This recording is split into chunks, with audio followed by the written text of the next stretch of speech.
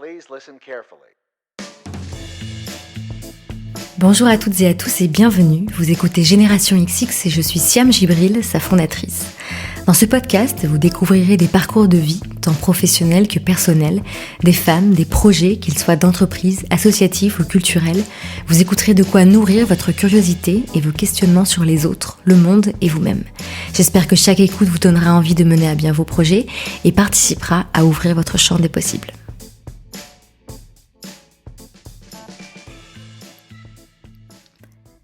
Je sais que beaucoup d'entre vous sont avides de recommandations de podcasts à écouter.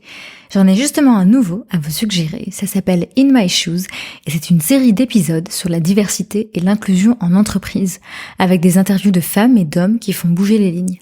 6 épisodes sont disponibles dès maintenant et vous pourrez par exemple écouter Delphine Horviller, une des seules femmes rabbins de France, parler de diversité religieuse en entreprise, ou encore Carole Beneba, fondatrice du blog Les Étoiles Noires, qui questionne la visibilité des origines dans les médias, la littérature, le cinéma et l'entreprise bien sûr. Le podcast In My Shoes a été imaginé et produit par BNP Paribas et il est disponible sur toutes les plateformes d'écoute de podcasts.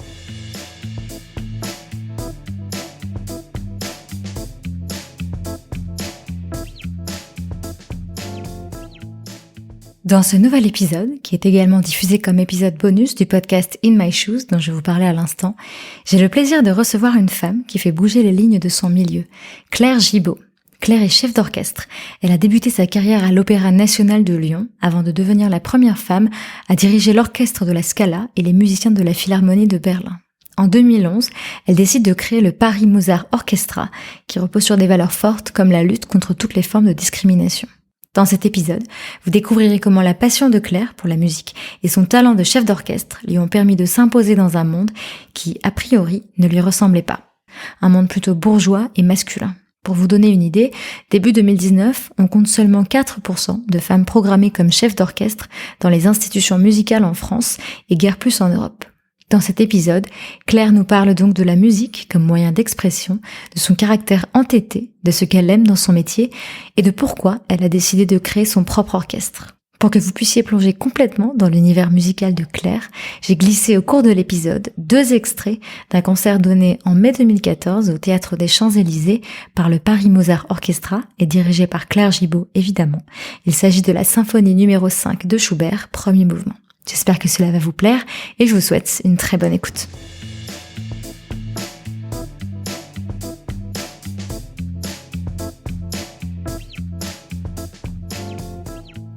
Bonjour Claire. Bonjour Siam. Merci beaucoup de me recevoir chez toi. Je suis très honorée de te rencontrer. Dans une interview de toi que j'ai lue dans le numéro 36 de la revue Travail, Genre et Société de 2016, tu as dit « Ce qui est important dans le trajet, c'est de savoir comment on s'est ratatiné et comment on a construit sa propre trajectoire. C'est le chemin qui est passionnant, ce n'est pas le but, mais c'est la façon dont on habite les choses qui compte. » Et ça tombe bien, parce que c'est ce que je te propose de faire dans cette conversation, d'explorer ton trajet, en commençant par ton enfance, au Mans, si je me trompe pas. J'ai une question qui concerne ton papa, parce que tu en as beaucoup parlé dans plusieurs interviews. C'est par lui que tu t'es intéressée à la musique, c'est lui qui t'a fait venir à son cours de solfège quand tu avais 4 ans. Et je voulais savoir, lui, comment est-ce que ça lui était venu, la musique ? Mon papa est né dans un village de la Sarthe, Changé, c'est à côté du Mans.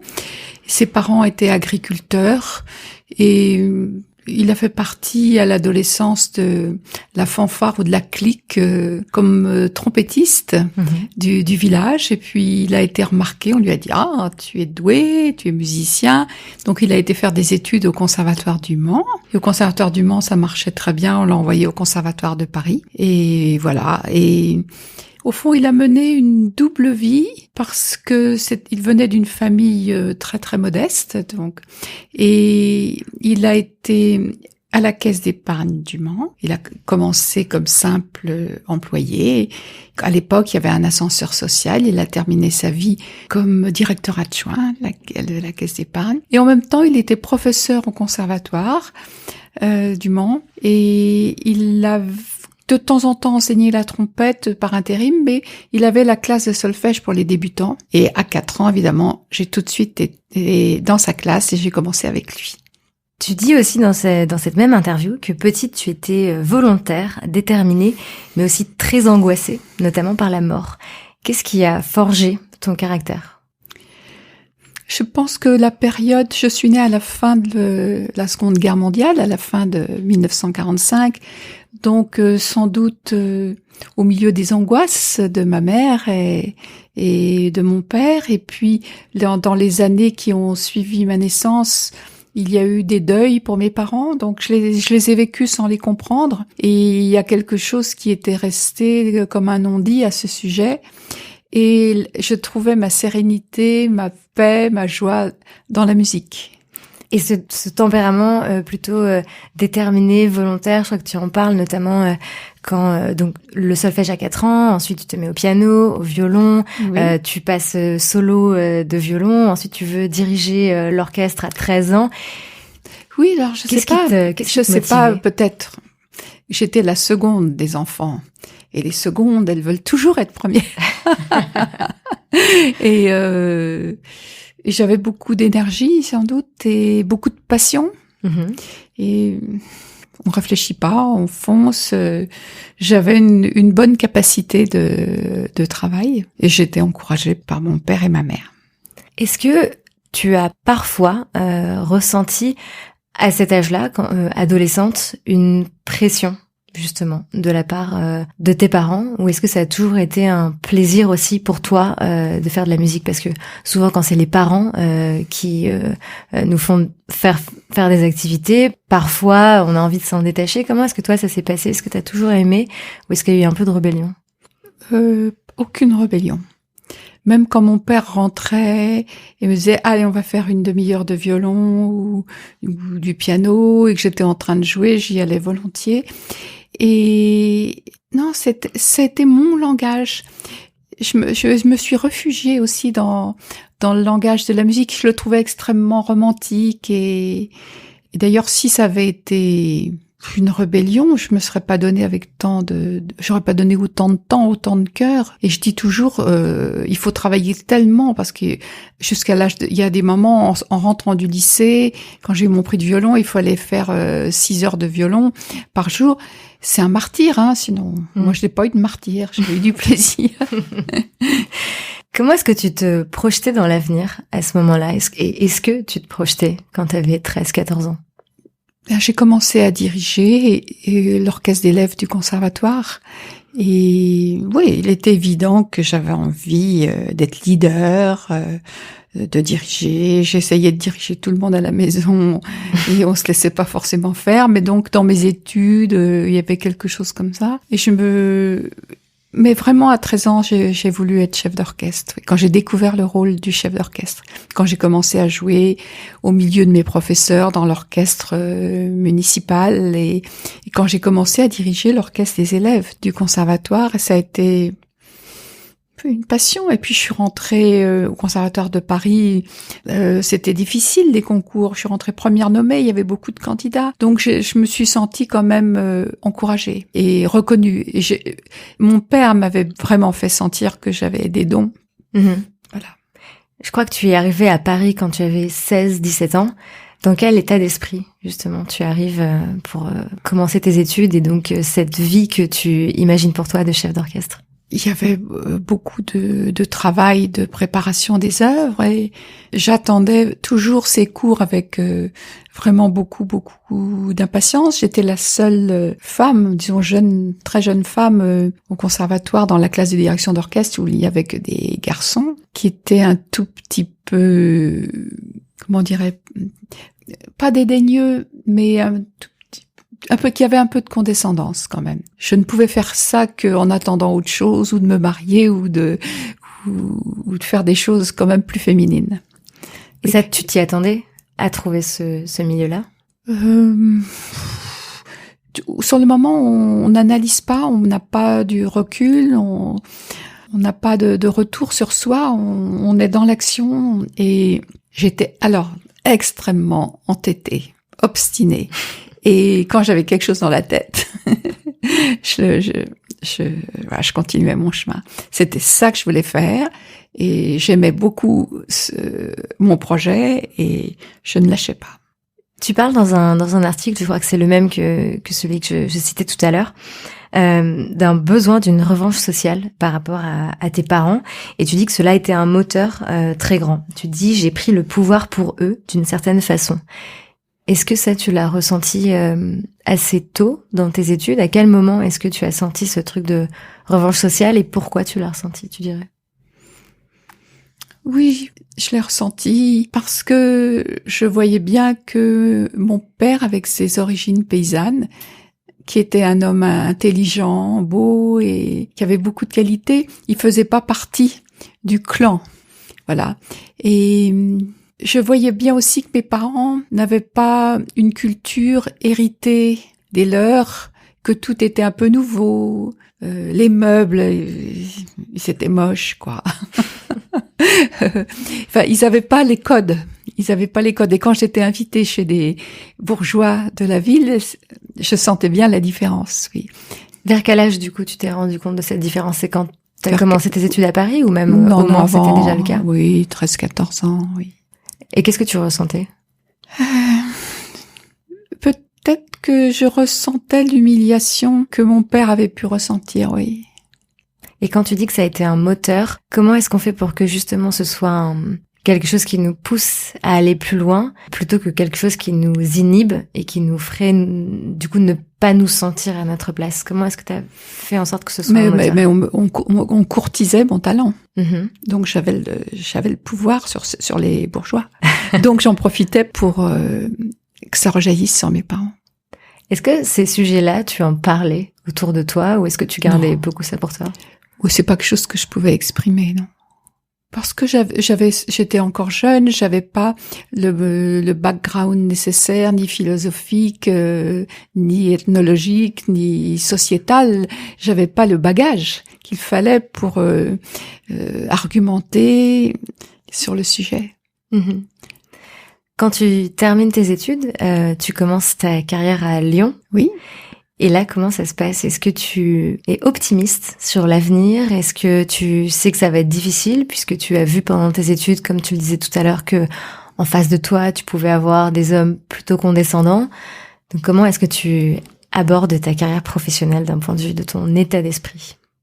Je suis rentrée comme assistante et une jeune femme pas laide comme assistante, ça dérangeait pas ces messieurs. Mais au fur et à mesure que j'ai pris de l'expérience, de l'autorité, j'ai dérangé forcément un petit peu plus. Surtout que à l'époque, j'avais peut-être conscience de mon talent. Et que je disais ce dont j'avais besoin, ce dont j'avais envie, et je me battais pour y arriver, je travaillais beaucoup. Mais au début, j'ai accepté peut-être ce que des jeunes hommes qui sortaient comme moi du conservatoire n'acceptaient pas, c'est-à-dire tous les petits boulots qu'il y a comme assistante de chef d'orchestre, diriger en coulisses des instruments, des chœurs, préparer le travail des autres, etc. ou diriger les œuvres que les grands chefs d'orchestre ne veulent pas diriger. Et à l'époque, c'était les opérettes ou la création contemporaine. Les grandes œuvres du grand répertoire, c'était pour ces messieurs. C'était pour ces messieurs parce que toi, tu sentais que on te le donnerait pas? Non, c'est que j'étais pas encore prête. Moi, j'étais lucide. Je savais que j'avais beaucoup à apprendre. Mais je perdais pas de vue que j'apprenais pour le faire un jour à mon tour. Et à partir de quel moment ça a dérangé? Tu le disais quand t'as voulu justement avoir, devenir chef d'orchestre, notamment. J'avais lu qu'il y a je sais plus si c'était un des directeurs qui avait dit que si on te nommait chef d'orchestre, il démissionnerait. Comment tu réagis quand tu te heurtes à ce genre de choses, à ce genre d'injustice en fait? Je continue, j'avance. J'y vais quelquefois avec les larmes aux yeux, mais je n'ai jamais cédé. C'est peut-être cette force incroyable qu'on a en soi. Et moi, je pense que dans la vie, il y a des choses qui paraissent courageuses aux yeux des autres et qui, pour vous, c'est quelque chose qui est plus fort que vous. Et vous y allez. Voilà. Donc, j'ai pas l'impression d'avoir du courage.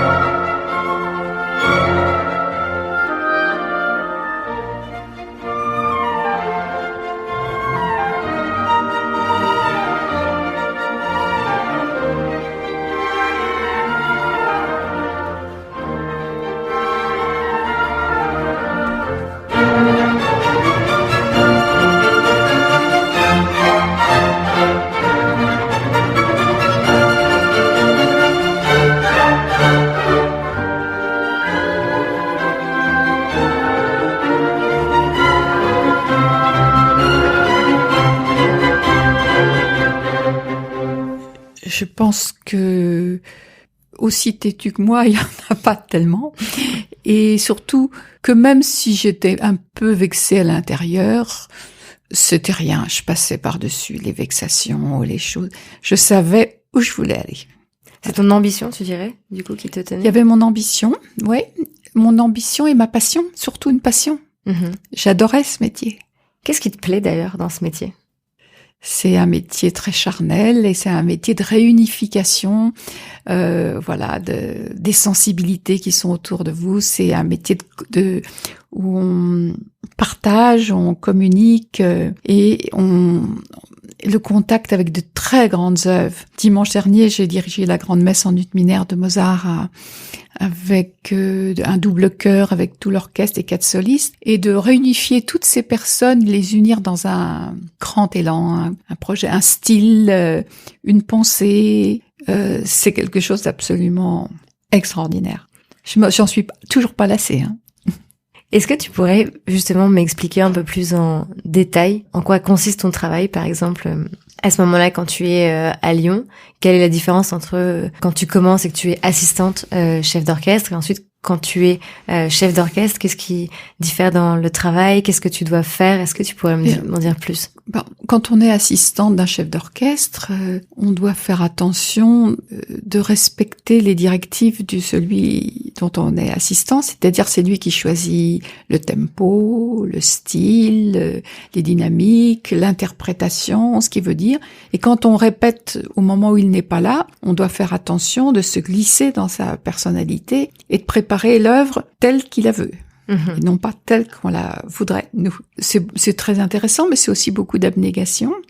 Et quand on a vraiment envie de dire quelque chose, on a l'impression qu'on se rabote soi-même. Mais en même temps, j'ai été auprès de chefs d'orchestre qui étaient passionnants et j'ai aussi appris beaucoup à côté d'eux. La première fois que toi, tu as été chef d'orchestre, c'était quand? C'était, je peux pas dire la date parce que je saurais plus, mais j'étais toute jeune, c'est avec l'orchestre de l'Opéra de Lyon, c'était à Grenoble et il y avait un opéra de Mozart, le directeur de théâtre, oui. Voilà. Est-ce que tu te souviens ce que tu as ressenti juste avant de monter sur scène? La trouille. Ouais. J'avais toujours le trac. C'est vrai? Oui. Malgré le talent, parce que depuis tout à l'heure, tu me parles du talent, ou en tout cas la confiance qu'on t'a donnée en ton talent. Du coup, ça suffit pas à éliminer on peut perdre tous ses moyens. Et tout d'un coup, le talent peut s'écrouler. Donc, il faut apprendre à gérer son trac. Il faut être tout à fait, à un instant donné, performant. C'est pas une minute avant, une minute après, c'est à ce moment-là. Et on apprend ça sur le terrain. Il faut l'avoir fait beaucoup de fois et après, on va diriger avec plaisir. Et cette première fois, est-ce que tu étais contente de toi? Comment tu t'es sentie? Donc là, je t'ai demandé avant le track, pendant, c'était dans l'instant. Oui, il y a une exubérance, il y a une joie, une très très grande joie. Ça y est, je l'ai fait. Est-ce que tu es dur avec toi-même? Est-ce que tu t'es dit, j'aurais pu mieux faire ça? Ou est-ce que la satisfaction de l'avoir fait était plus grande que ça? Je me souviens pas de ces choses qui sont si lointaines, mais je peux toujours dire que j'ai conscience de tout ce qui pourrait être mieux. Et je vois bien que tout n'est pas à la même hauteur dans le déroulement d'un concert. Et c'est mon travail d'ailleurs. Et ça peut venir de moi comme des autres. Et je préfère cette insatisfaction-là que, comment dirais-je, d'être contente de moi. Je crois que tu en parlais aussi plusieurs fois dans des interviews du fait que quand on mène comme ça une carrière d'artiste, tout tourne autour de soi. C'est très facile d'avoir beaucoup d'ego. Je crois que c'est quelque chose que tu détestes. De toute façon, l'ego, on dit qu'il meurt une demi-heure après nous. Alors, beaucoup de choses, beaucoup de conflits, et mondiaux, et amicaux, et personnels viennent de l'orgueil. C'est très difficile de ne pas en avoir. Est-ce que tu penses que tu t'en es préservé justement parce que dans ton parcours, du fait notamment qu'on t'ait pas laissé avoir au début au début et après d'ailleurs, certaines positions parce que tu étais une femme, est-ce que tu crois que ça a forcé peut-être plus d'humilité, moins d'ego? Non, je dirais que Les résistances que j'ai rencontrées, je les ai contournées. J'ai pris des chemins de traverse pour arriver à mes fins, quoi. C'était pas aussi direct. Si j'avais été un garçon, ça aurait été plus rapide et plus direct, oui. Et comment tu dirais que t'as réussi justement à prendre ces chemins de traverse? Par exemple, là, quand on parle de Lyon... C'était la survie. Mais concrètement, comment t'as fait? Comme je dis, j'ai fait des choses que les hommes ne voulaient pas faire. Et ensuite, comment est-ce que ça t'a... Mais je leur ai donné des lettres de noblesse. Ces choses qui étaient... qui leur semblaient pas du tout importantes ou qui étaient un peu mineures, je les ai faites tellement bien, je les ai fait et je leur ai donné vraiment une grandeur, une importance qui font qu'après tout le monde avait envie de faire la même chose. Tu as aussi choisi d'aller à l'étranger à un moment donné. Oui. À quel moment de ta carrière et de ta vie personnelle est-ce que ça correspond, ce choix de quitter la France? Au moment où j'ai quitté l'Opéra de Lyon, où je suis allée en Italie, oui. Il y avait beaucoup de ruptures en même temps. Les ruptures avec une maison dans laquelle j'ai été plus de 25 ans, puis la rupture avec une vie personnelle. Mais je me suis toujours dit que ce qui était passionnant dans la vie, c'est de pas laisser s'enfermer dans ce qu'on appelle des ornières. Même si les ornières sont belles, il faut savoir trouver des nouveaux chemins. Et au fond, je suis une aventurière, ça je le sais. Et j'aime le risque aussi. J'aime ce petit frisson-là, oui. Et quand tu arrives en Italie, est-ce que là, c'est différent? Est-ce qu'il y a quelque chose de nouveau à construire? Comment ça se passe? J'arrive aussi à un moment où il n'y a pas du tout de femmes chefs d'orchestre. Donc, waouh. Mais bon, c'était 3 très belles années quand même, avec des choses très diverses et les Italiens m'ont très bien accueillie comme française. Oui, j'ai été heureuse en Italie. Est-ce que finalement, toi, au jour le jour, c'était toujours un fait d'être une femme? Est-ce que tu ressentais toujours le fait que tu étais une femme chef d'orchestre? Ou est-ce que, mis à part le fait que tu étais la seule ou que vous étiez très peu nombreuses, c'était pas un sujet de tous les jours? Comment tu vois la chose? Mais il y avait toujours, chaque jour, quelque chose qui venait me le rappeler. Ou c'est des paroles de musiciens, ou dans le travail, il y a toujours quelque chose, ou au contraire des compliments sur votre physique, ce qui n'a rien à voir avec le métier qu'on est en train de faire. Je me dis que quand on rappelle à quelqu'un toujours une caractéristique, que ce soit son genre, que ce soit son origine sociale, son origine... peu importe, c'est difficile ensuite de se définir autrement que par ça. Enfin, on a l'impression d'être toujours défini par ce prisme uniquement. Et j'ai l'impression que tu as réussi à t'en détacher. Je sais pas si j'ai réussi à m'en détacher, je sais pas. Mais en tout cas, ma lutte pour donner plus de place aux femmes, c'est avec les hommes je pense qu'il faut le faire, c'est pas contre eux. Et en créant le concours de direction d'orchestre avec la Philharmonie de Paris, ce concours qu'on a appelé La Maestra, c'était pas pour éliminer les hommes de ce métier, c'est évident. C'est pour faire reconnaître davantage la diversité, la pluralité des talents féminins. Et puis, pas qu'il y ait qu'une femme par-ci, par-là, ou même une dizaine de femmes ou dans le monde qui dirigent. Il faut que ça soit quelque chose qui devienne naturel et qu'il y ait 50% de femmes qui dirigent. Vous pensez qu'en France, il y a seulement 4% de femmes qui sont programmées dans les institutions musicales françaises. Et là, comme membre du jury, j'ai dû sélectionner, sur 220 candidates, j'ai dû en sélectionner 12. Eh bien, j'ai été émerveillée des talents que j'ai découverts, de femmes inconnues qui sont extrêmement talentueuses, bien plus talentueuses que des hommes qui sont à des grands postes. Et je me suis dit, mais comment est-ce possible? Et je pense que ce qu'on essaye de nous mettre dans la tête, c'est que on doit être très très bonne, on doit être la meilleure pour candidater. Mais les hommes se posent pas cette question. Il y a plein d'hommes bons, moyens, médiocres qui font le métier. Et nous, on se donne le droit et on nous donne le droit que si on est meilleur. Et quand j'ai vu vraiment la très grande qualité de ces candidates, je me suis dit qu'il faut faire de la place aux femmes. C'est vraiment un métier pour les femmes, j'avais raison. Donc en fait, ce qui t'a permis, j'ai l'impression de justement pas te laisser définir ou pas te laisser écarter parce que tu étais une femme, c'était d'assumer pleinement ta place et de te dire que si, en fait, tu savais au plus profond que toi que en tant que femme, tu avais complètement ta place. Et ça t'a aidé, j'imagine, Oui. à ne pas te laisser mettre de côté. Oui, et puis il y a aussi une chose, je me disais cette semaine, qu'il faut dépasser son propre destin, il faut dépasser ses propres frustrations, ses propres déceptions aussi, pour, je sais pas, être solidaire de toutes ces femmes qui sont en devenir et qui ont toutes les qualités pour être très grandes.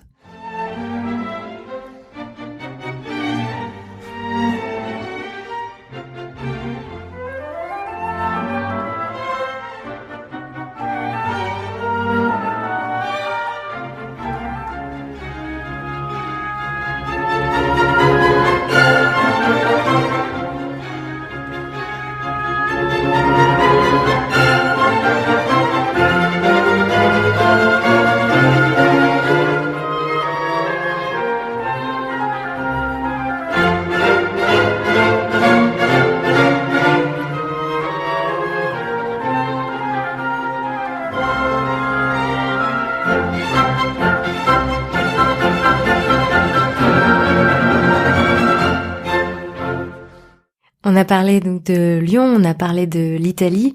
Ensuite, tu as dirigé plusieurs orchestres à travers le monde. Et puis, tu décides de revenir à Paris. Et là, tu sais que Paris, c'est compliqué, que c'est un réseau assez fermé. Et du coup, tu décides de créer ton propre orchestre, le Paris Mozart Orchestra. Entre-temps, je crois que tu sièges aussi au Parlement européen et justement, en faisant des études sur la place des femmes dans la culture, tu te rends compte que la seule façon pour toi, ou pour les femmes, d'être à la tête d'institutions ou d'entreprises culturelles, c'est de les créer. Est-ce que tu peux me parler de ce processus de création de l'orchestre? Comment ça s'est passé concrètement entre le moment où tu t'es dit « je vais le faire » et le moment où tu l'as fait? Oui. Au fond, je l'ai créé, cet orchestre, parce que j'avais envie de retourner entièrement dans la musique. La parenthèse du Parlement européen, elle a duré 5 ans. Elle est arrivée parce que je butais contre le plafond de verre et que j'en étais meurtrie. Et là, j'ai mieux compris les processus, donc en effet. Donc, au fond, je créais pour refaire de la musique à temps complet. Aussi, j'avais vu les excès du marketing. C'était pas pour gagner de l'argent, c'était pas pour devenir célèbre, c'était pas non plus pour développer une carrière internationale, c'était un moment où je voulais faire de la musique avec une grande profondeur, si possible, une grande qualité d'interprétation et m'entourer de grands musiciens. Donc il fallait qu'on se réunisse autour de valeurs. Et quand j'ai pris la charte des droits fondamentaux européens, je m'en suis servi aussi pour créer une charte que tous les musiciens devaient signer. Je voulais qu'on soit réunis autour de choses. D'abord que la lutte contre toutes les formes de discrimination. On peut dire aussi bien sûr, la discrimination sur l'orientation sexuelle ou politique, mais sur l'âge aussi, sur le handicap et sur beaucoup de choses. Bien sûr que j'ai été très vigilante à la parité femmes-hommes au poste de responsabilité. Si on n'est pas vigilant, si on n'y fait pas attention tous les jours, ça dérape vite parce que les réseaux sont ainsi constitués que si on va à la facilité, on prend les réseaux qui marchent déjà, qui sont les réseaux masculins. Et puis, une égalité de salaire entre tous les musiciens et le chef. Ça, c'était quand même assez nouveau. Et puis, donner des facilités pour l'éducation des enfants aux jeunes parents qui, quand on travaille le soir ou en week-end, pour avoir des remboursements pour le babysitting. Enfin, il y avait beaucoup de choses dont j'avais pris conscience et je voulais que ça soit un style de vie en même temps qu'un style de musique et que la recherche de la perfection artistique se fasse pas au détriment de la perfection humaine. Que je voulais qu'on avance avec ces deux mains-là, quoi. Et ça a beaucoup touché de grands musiciens. Donc j'ai fédéré autour de moi une équipe extraordinaire. Certains sont des musiciens libres, comme on dit, freelance, mais d'autres appartiennent à des grandes institutions. Et j'ai vite compris que dans ces grandes institutions, on ne leur parle pas de ça, qu'ils sont des numéros, qu'ils participent à aucune décision, et que le fait d'être solidaire, de participer au choix ou des programmes ou des autres qui participent dans l'orchestre, et qu'on soit vraiment une communauté. Ça apportait quelque chose à la musique, tout à fait particulièrement. Quand on va jouer à la prison de Fresnes, il n'y a pas un musicien qui manque. Pourtant, c'est éprouvant, moralement, mais aussi physiquement, parce que entre la porte d'entrée et la salle où on doit jouer, avec toutes les sas de sécurité qu'on doit passer, on met 2 heures pour y arriver. Et pour sortir, ça va un petit peu plus vite, mais c'est pas non plus si rapide que ça. Il faut pas être claustrophobe, quoi. Mais c'est un bonheur de communiquer. Et au début, quand j'ai créé l'orchestre, les musiciens ne savaient pas beaucoup dialoguer. Ils l'avaient jamais fait, ils avaient jamais appris. Et au moment où on était dans des concerts dans des zones de la banlieue les plus difficiles, on peut dire défavorisées, ou à la prison, ou à l'hôpital, j'étais toute seule à prendre la parole. Maintenant, ils sont tous capables de le faire à ma place. Et ça, c'est une grande réussite pour moi. C'est que ça les a passionnés autant que moi, et ça les inspire aussi. Et ça nous donne l'humilité aussi qui est nécessaire pour se mettre un peu à nu, pour aller chercher en soi les émotions les plus profondes quand on fait de la musique, quoi. Donc, tu as vraiment commencé par mettre par écrit cette charte, tous ces engagements. Et ensuite, quand tu as recruté tes musiciens, il fallait non seulement, et tes musiciennes, qu'ils soient non seulement bons. Excellent, parce que sinon, ouais. Et qui se reconnaissent dans toutes ces valeurs que tu portais. Ouais. J'ai une question très bête. Pourquoi est-ce que c'est pas la norme? Parce que il y a plein au fond, de degrés dans les responsabilités dans les grandes entreprises. Et chaque degré est rémunéré d'une certaine façon. Il y a une hiérarchie que je ne veux pas avoir. Je pratique l'autorité partagée, et je la partage vraiment. Qu'est-ce que tu appelles l'autorité partagée? Eh bien, c'est que je laisse mes musiciens intervenir, me faire des propositions artistiques, même pendant la répétition. Et ça, toi, tu l'as jamais vécu avant? Non. Est-ce que tu penses pas aussi que c'est parce que il y a certaines personnes qui veulent tout simplement pas partager le pouvoir, en fait? C'est surtout que toutes les grandes institutions sont construites sur des hiérarchies. Et surtout, il y a de telles différences de salaire. La société est construite comme ça, que ceux qui ont des salaires moins importants, eh bien, on peut les comprendre, ils sont très attentifs aux moindres privilèges. Quand nous voyageons ensemble avec toute l'équipe de musiciens, certains sont des grands solistes avec des très hauts postes, on voyage tous en seconde et on va tous dans les hôtels 2 étoiles. Et du moment que je suis avec eux, il n'y a aucun problème. Ils sont pas déclassés. On sait pourquoi on le fait. Voilà.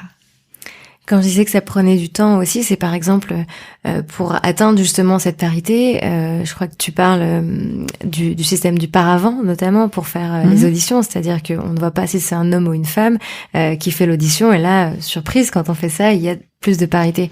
À nouveau, pourquoi est-ce que c'est pas une pratique qui est plus répandue?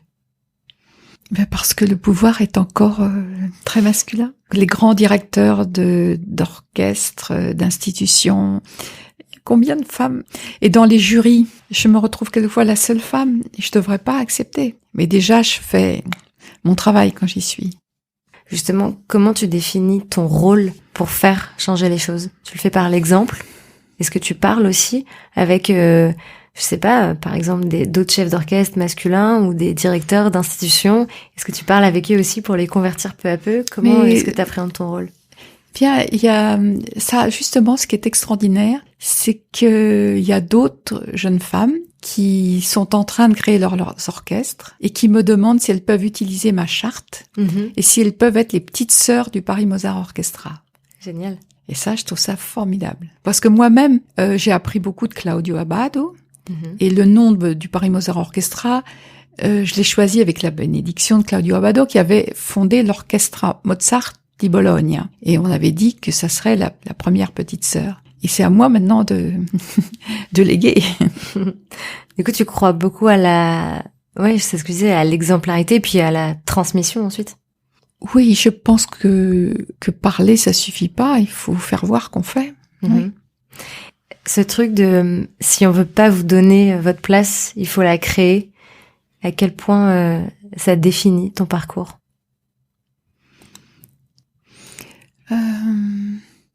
C'est-à-dire qu'il faut créer une place qui ressemble à une image personnelle et non pas se fondre dans une société toute faite avec ses cadres et son marketing et ses lois, dans lequel je pense beaucoup d'artistes sont malheureux, mais ils peuvent pas faire autrement.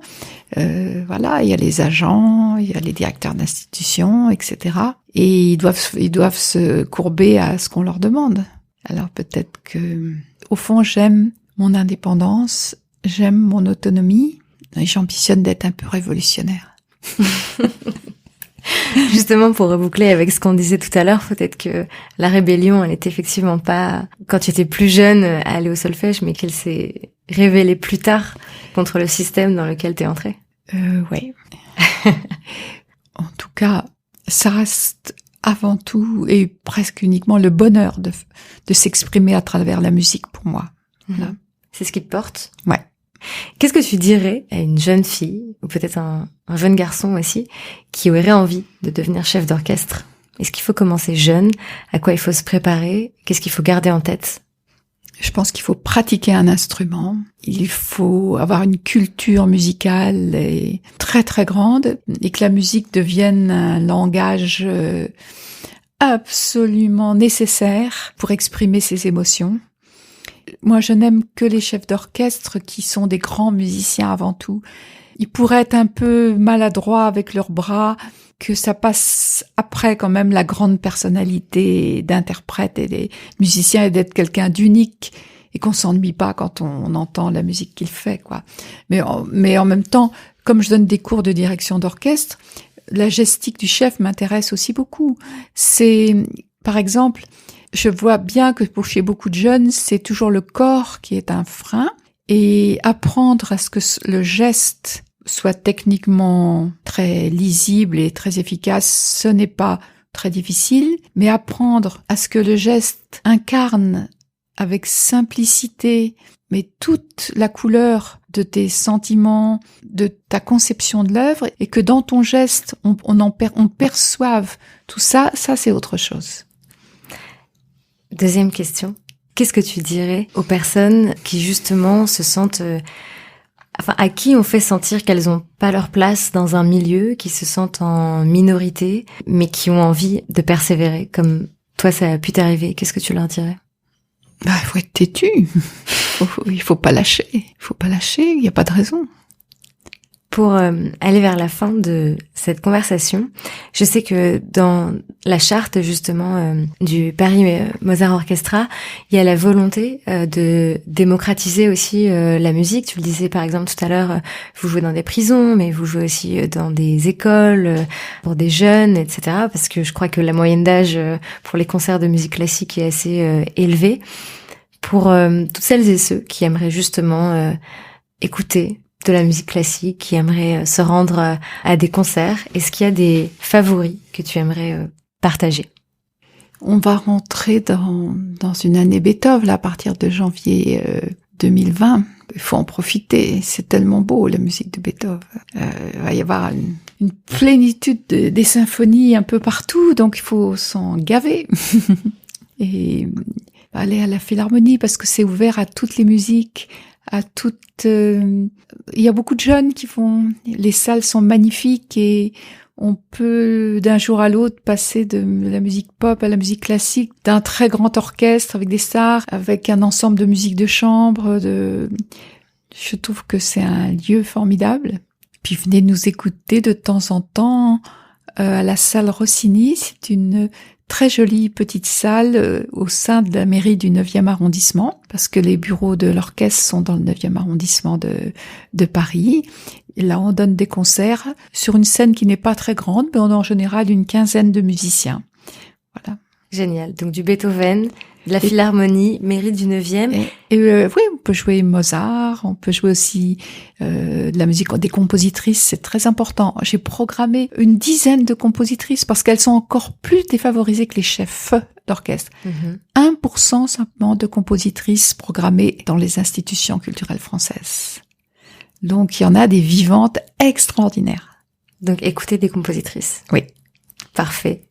Merci beaucoup Claire. Merci beaucoup, Siem. À très vite. Très vite. Un grand merci à Claire Gibaud de m'avoir reçue et d'avoir partagé son parcours dans cet épisode. Pour suivre l'actualité du Paris Mozart Orchestra, rendez-vous sur leur site internet. Vous y trouverez notamment toutes leurs prochaines dates de concert. N'hésitez pas non plus à noter dans vos agendas que du 16 au 19 mars 2020 aura lieu la première édition de la Maestra, le premier concours international de chefs d'orchestre dont Claire nous parlait dans cet épisode, organisé par le Paris Mozart Orchestra et la Philharmonie de Paris. Si vous n'avez pas de quoi noter, vous retrouverez toutes les informations sur le site internet generationxx.fr et en nous suivant sur Instagram. N'oubliez pas non plus de découvrir le podcast In My Shoes dont je vous parlais en introduction. Merci pour votre écoute, à la semaine prochaine pour un nouvel épisode et d'ici là, écoutez des compositrices.